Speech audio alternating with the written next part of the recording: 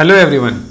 So from today onwards I'll start the series of research paper, understanding, writing, type of research articles and each and everything about the research papers. तो उसमें पहला जो मैं आज start करने वाला हूँ, how to read and understand the research article, because I have seen many scholars even after 1 or 2 years they do not understand how to read the research articles. तो ये प्रॉब्लम क्या आपके साथ भी है? क्या एक रिसर्च आर्टिकल निकालने के बाद उसको पढ़ने में 6 दिन 7 दिन या 10 दिन भी लग जाते हैं कि to understand is that for you और you have just take the print out of the wrong article? तो अगर ऐसा है तो आज का वीडियो ये सारी चीज़ें आपकी क्लियर कर देगा. तो चलिए हम डिटेल में स्टार्ट करते हैं और सारी चीज़ें 1 बाय 1 क्लियर करते हुए चलेंगे. तो पहले तो हम बात करते हैं इन जनरल कि कितने टाइप के आर्टिकल्स होते हैं. सो आर्टिकल्स का टाइप तो बहुत ज़्यादा है. So these are just the broad headings कि कौन कौन से टाइप के आर्टिकल्स होते हैं. Just to get it, do not confuse. अगर आप कभी अपना रिसर्च वर्क से रिलेटेड कभी वर्क सर्च करो सो आपको इस टाइप की हेडिंग्स मिले तो you can just get to understand कि इतने टाइप के आर्टिकल्स होते हैं. तो पहला है बुक रिव्यू. बुक रिव्यू, कुछ बुक जब पब्लिश होती हैं, कुछ जर्नल्स भी पब्लिश करते हैं, तो वो बुक का जो ऑथर होता है वो इनवाइट करता है डिफरेंट ऑथर्स को रिव्यू लिखने के लिए. तो that is called a book review. इसी तरीके से है case report. So case reports are basically the clinical articles. किसी स्पेसिफिक केस या डिजीज़ पे ये केस रिपोर्ट्स पब्लिश होती हैं, बहुत ही शॉर्ट होती हैं. क्लिनिकल स्टडीज़ के अंदर क्या होता है, जो क्लिनिकल ट्रायल्स चल रहे हैं किसी मेडिसिन पे, किसी वैक्सीन पे या किसी स्पेसिफिक इक्विपमेंट पे, तो उससे रिलेटेड जो डॉक्टर स्टडी पब्लिश करते हैं that are the clinical study. Commentaries होती हैं, कुछ एडिटर्स स्पेसिफिक होती हैं. कॉन्फ्रेंस मटेरियल भी पब्लिश होते हैं, वो भी एक आर्टिकल कहलाते हैं. सो कॉन्फ्रेंस मटेरियल में जो कॉन्फ्रेंस ऑर्गेनाइजर होता है उसका एक कोऑर्डिनेशन होता है with some journals. So they will publish the conference material like posters और जो एब्स्ट्रैक्ट्स हैं वो सारी चीज़ें पब्लिश करते हैं उन्हें कॉन्फ्रेंस मटेरियल. इस तरीके से डेटा नोट होता है, डेटा सेट्स होते हैं, लेटर्स एंड शॉर्ट रिपोर्ट्स होते हैं. ये पीएचडी में काम आते हैं बिकॉज कई बार आप अपने फाइंडिंग्स को एक शॉर्ट रिपोर्ट में पब्लिश करते हैं. सो आपको देखने को मिलेगा आर्टिकल के ऊपर शॉर्ट रिपोर्ट और अ लेटर टू एडिटर भी जिसको बोला जाता है. कई जर्नल्स जो हैं पोस्टर्स और स्लाइड भी पब्लिश करते हैं. कई रजिस्टर्ड रिपोर्ट्स जैसे कि आपका पेटेंट्स हो गया उनको भी पब्लिश करते हैं. And the majority are the research article and the review article जो आपको फोकस करना है, स्पेशली द रिसर्च स्कॉलर्स और जो भी रिसर्च में इन्वॉल्व हैं. The review articles also.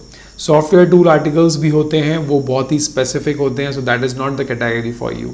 तो चलिए अब अगर मैं इन जनरल थोड़ा सा बात करूं कि रिसर्च आर्टिकल्स होते क्या हैं. They are the most common type of journal article and that contain the detail studies reporting new work and are classified as the primary literature. तो रिसर्च आर्टिकल जो भी होंगे उसमें किसी ने नया काम किया है, कुछ फाइंडिंग की है, तो वो आपको मिलेगा. सो उसको ओरिजिनल रिसर्च भी बोल सकते हैं, रिसर्च आर्टिकल, रिसर्च और even just the article also. अब बात करते हैं कि प्रॉब्लम कहाँ पे आती है. प्रॉब्लम आती है कि आपको सर्च करने में. आपका पीएचडी का कुछ स्पेसिफिक टॉपिक है and you are not able to search it. तो सर्च क्या करना है that you have to decide. आपके पॉइंट्स जो सर्च के हैं बहुत ही स्पेसिफिक होने चाहिए. फॉर एग्जाम्पल आपका subject, you know your topic, your subject. अब आप चाह रहे हो कि मैं बहुत ही पुराना 1890s या 90s की रिसर्च को ना रीड आउट करूं, मुझे अभी लेटेस्ट फाइंडिंग देखनी है, तो you should be specific about the year. तो आप जब अपना टॉपिक सर्च करेंगे then you have to mention your year also while in the search engine. Got it. अब आप चाह रहे हो कि आपको कुछ स्पेसिफिक मेथड भी चाहिए उस टॉपिक से related. So you have to search according to the specific method और आप कुछ स्पेसिफिक रिजल्ट्स. फॉर एग्जांपल मैं अगर एक प्लांट की बात करूं तो मैं उस प्लांट का नाम डालूंगा, सपोज नीम हो गया, तुलसी हो गया, और मैं चाह रहा हूं कि मैं ये देखूं कि उस प्लांट पे 2005 ऑनवर्ड्स कितना काम हुआ है या 2010 ऑनवर्ड्स कितना काम हुआ है या लेटेस्ट 2021 से 22 तक कितना काम हुआ है. और using this particular method, for example HPLC, GCMS, इस टाइप के मैं पैरामीटर्स देखना चाह रहा हूँ कि इस स्पेसिफिक पैरामीटर्स में कितना काम हुआ है और उसमें कुछ स्पेसिफिक कंपाउंड्स, कुछ फ्लेवोनॉइड्स हैं, ये किसको मिले। तो आपकी जो फाइंडिंग है, आपकी जो सर्च है, वो बहुत ही लिमिटेड होना चाहिए, बहुत स्पेसिफिक होना चाहिए, ब्रॉड नहीं होना चाहिए। Got it. तो आपको सर्च इंजन बहुत ही अच्छे से स्टेबलाइज करना होगा before starting your research and before reading you any of your articles. Now where to find the articles? The very first is the Google Scholar. Engines तो बहुत सारे हैं, मगर जहाँ पे आपको जेन्यूनली आर्टिकल्स मिलेंगे that is the Google Scholar. अगर आप गूगल पे सर्च करेंगे then you will get a blogs, you will get a different websites, तो वो ऑथेंटिक नहीं होती हैं। You have to find the specific articles. तो very first is the Google scholar. Authentic medical के लिए है PubMed.gov। सो PubMed सेंट्रल पे जो बहुत ही रेप्यूटेड जर्नल्स हैं वो आपको सारे मिल जाएंगे। हो सकता है सारे गूगल स्कॉलर के आर्टिकल्स आपको PubMed पे ना मिले। Now the next is the SciFinder। ये बहुत ही कॉमन है, बहुत ही स्पेसिफिक एंड बहुत ही अच्छा सर्च इंजन है। स्कूपस है, साइंस डायरेक्ट है, ऐसे आप किसी भी अलग अलग पब्लिशर पे जाके उस आर्टिकल को ढूंढ सकते हैं। तो चलिए अब हम मेन स्टार्ट करते हैं अपने टॉपिक को कि कैसे आपको आर्टिकल को समझना है, अंडरस्टैंड करना है। अगर आपने कोई पहले आर्टिकल नहीं देखा हो, so I just show you the first page of the article. तो देखिए, the very first thing is in the top is the name of the first author and the name of the journal. ये दिखाता है कि जो first author है, आपने देखा होगा नेम के आगे एट ऑल लिखा होता है।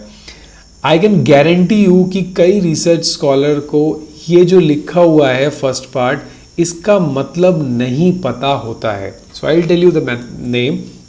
जो फर्स्ट नेम है at all, that means this is the first author and there are more than one author. At all लिखा हुआ है, that means there are more than one author.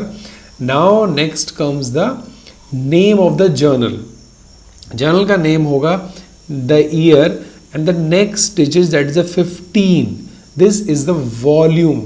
This is the volume of the journal and जो उसके बाद लिखा हुआ है this is the page number. तो लोग कंफ्यूज होते हैं वॉल्यूम और इशू के अंदर। अगर इस 15 के ब्रैकेट में कुछ लिखा होता तो that will be the issue.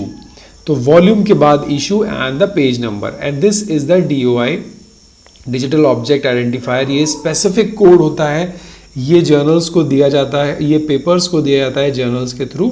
सो ये हुआ आपका फर्स्ट जो आपके टॉप पे रहता है। Now the second is the research article. हो सकता है यहाँ पे रिव्यू आर्टिकल लिखा हो, केस रिपोर्ट लिखा हो, लेटर लिखा हो, या कुछ नोट लिखा हो, कमेंट्री लिखी हो, तो आपको उससे ये पता चलेगा कि जो आप आर्टिकल रीड आउट कर रहे हो is of which type, is of research, review और अ केस रिपोर्ट और a clinical report, whatsoever. Got it. Now the third important thing is the heading of the article, that is the title. तो title को आपको देखना है और title के नीचे आपके ऑथर्स के नेम होते हैं। कुछ जर्नल के फॉर्मेट में नेम्स के नीचे यहाँ लिखा होता है कि आप ऑथर्स का एफिलिएशन, कुछ लोग एफिलिएशन लास्ट में लिखते हैं, कुछ लोग इसी के नीचे लिखते हैं। Next important part is the abstract. ये आपको रीड आउट करना बहुत ही इंपॉर्टेंट है। क्यों, मैं आपको बताता हूँ। पहले हम पेपर का स्ट्रक्चर देख लेते हैं।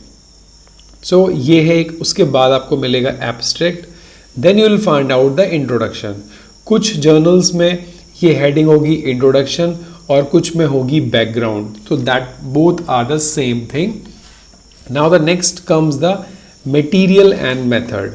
तो मटेरियल मेथड में जो ऑथर ने इसके बारे में पूरा काम किया है वो मिलेगा। तो चलिए मैं आपको एक इसका फुल, तो चलिए हम एक रिसर्च पेपर को देखते हैं जिससे समझते हैं कि उसके अंदर क्या क्या बॉडी होती है और कैसे आपको रीड आउट करना है। ये मैंने बताया आपको type of article, this is a research article. यहाँ ओपन एक्सेस लिखा है, दैट मीन्स कि कोई भी इसको देख सकता है। ये जर्नल का लोगो हो गया। Now here comes the title, this is the title, this is the list of author कि इसके अंदर कौन कौन है। ये इन्होंने एक एब्स्ट्रैक्ट को बिल्कुल स्ट्रक्चर्ड कर दिया है। Abstract, background, method, result, conclusion and the keywords. Now comes the background. ये इंट्रोडक्शन है, ये आपका इंट्रोडक्शन चलेगा और उसके बाद होता है मेथड्स। मेथड्स जो ऑथर ने क्या क्या चीज़ परफॉर्म करी उस पेपर में करने में, बिल्कुल ही डिटेल में एक एक चीज़ होती है मेथड्स के अंदर। ऑथर को सब कुछ देना होता है as per the instruction of the journal. देखिए सपोज ओरल टॉक्सिसिटी ऐसे, तो कौन से मेथड से किया विद रेफरेंस, ये सब कुछ रहता है इस सेक्शन में। कैसे ट्रीटमेंट किया, कैसे कैलकुलेशन किया, each and everything, get it. अब उसके बाद आता है रिजल्ट्स। उससे पहले कुछ लोग स्टैटिस्टिकल एनालिसिस का एक हेडिंग देते हैं कि उनकी जो फाइंडिंग्स आई उन फाइंडिंग्स को कैसे किस सॉफ्टवेयर से रीड आउट किया, गॉट इट। नाउ उसके बाद जो सेक्शन आता है वो होता है रिजल्ट्स। सो जैसे जैसे मटेरियल मेथड आप ऑथर सेक्शन वाइज एक्सप्लेन करता है, उसी तरीके से उसको रिजल्ट्स भी एक्सप्लेन करने होते हैं। सो results one by one, tables मिलेंगी रिजल्ट्स में आपको, फिगर्स मिलेंगी, ग्राफ्स मिलेंगे। Now the next part is the discussion. Discussion में जो उसकी फाइंडिंग्स आई हैं वो उसको कोरिलेट करता है ऑथर प्रीवियस पब्लिश्ड फाइंडिंग्स को। तो आपको डिस्कशन पढ़ने में बहुत मज़ा आएगा अगर आपने सीरियसली किसी आर्टिकल को पढ़ा है, और वो बहुत इम्पॉर्टेंट पार्ट है किसी भी रिसर्च आर्टिकल का। Now the next section is the conclusion. Conclusion में वो ओवरऑल कंक्लूड करता है अपनी फाइंडिंग्स को with a very limited number of words. तो आपको उसको पढ़ के समझ आ जाएगा वो ऊपर क्या कहने वाला है। Now the next part is the competing interest. ये जर्नल की पॉलिसी होती है। ये होता है फिर ऑथर्स कॉन्ट्रीब्यूशन, कि किस ऑथर ने क्या क्या पार्ट अपना किया। एक्नॉलेजमेंट, ऑथर किसको इसमें एक्नॉलेज करना चाहता है, फंडिंग को, किसी डिपार्टमेंट को जिससे भी उसको हेल्प मिली। This is the authors detail, authors कहाँ कहाँ के हैं। Now this is the journal, मीसी जर्नल्स को लिखता है कि कब आर्टिकल रिसीव हुआ, कब रिवाइज हुआ, कब एक्सेप्ट हुआ, कब पब्लिश हुआ, ये सारी हिस्ट्री जर्नल ऐड करता है। And the last is the references.